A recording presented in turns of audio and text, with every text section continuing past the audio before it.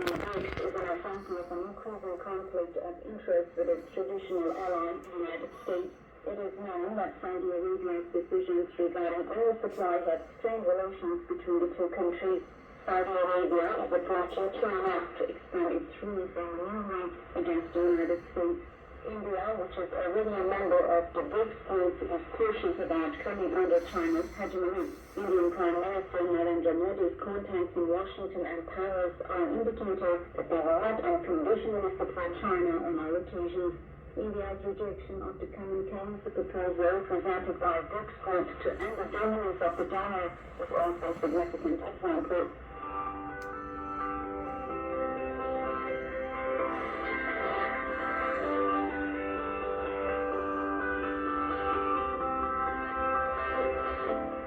Germany an alternative for continental Europe.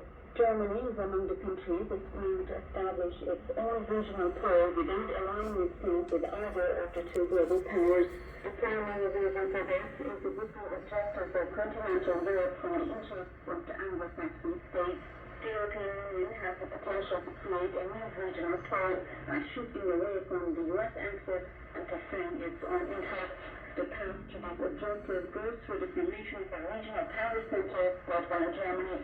Crucial steps during the transition to the new order. States and alliances that are strong enough to create their own regional path also have the potential to benefit the most from this shift. This is due to the balance of power and the gains they can achieve by driving a wedge between different parties. The intensification of competition between the United States and China, which almost approaches hostility, is opening up this space.